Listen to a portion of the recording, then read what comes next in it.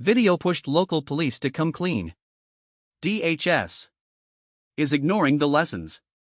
In the past week, two fatal encounters involving immigration and customs enforcement officers caught the nation their attention.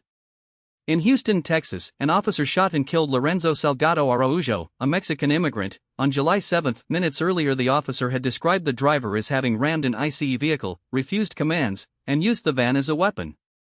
In Biddeford, Maine, an ICE officer shot and killed Joan Sebastian Guerrero, a Colombian citizen, during a traffic stop. The department said the officer fired fearing for public safety after Guerrero tried to flee. The stories stand out because, unlike the rallying response to the George Floyd incident, no video evidence has surfaced to support or contradict the D.H.S. statements. No footage of the Houston shooting was released, and no footage of the Maine incident has appeared. In both cases, local officials and residents have begun to question D.H.S.'s account. Senator Angus King, an independent from Maine, told MS Now that the people of Maine are not going to buy an investigation that's strictly run by the FBI or D.H.S. He underscored that without credible evidence, the public is skeptical. Likewise, local law enforcement leaders have shifted to a new, fast, frequent, and factual updating approach, a strategy that gained traction after the 2020 Minneapolis incident. Local forces now try to release updates in real time, because the script of cleared shootings can change dramatically once a camera is on the scene.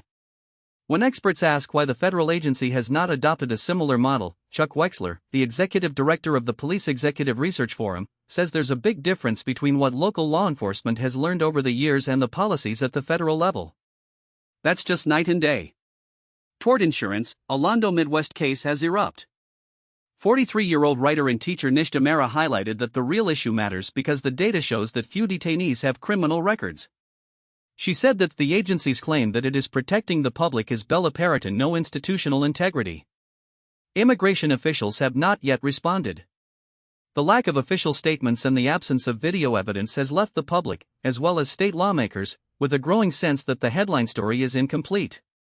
The takeaway is simple: we see no footage, the D.H.S. remains ambiguous, local communities are skeptical, and federal officials appear stuck in a policy framework vastly different from local agencies that have learned to keep the public informed. If D.H.S. ignores this lesson, its narrative will likely accelerate mistrust measures. That is vital not only to the fledgling justice system but to the integrity of the law enforcement police force overall. Thank you for joining us. That's all for today. Thanks for tuning in, stay informed, and keep listening as we keep bringing you the latest investigative journalism. Bye for now.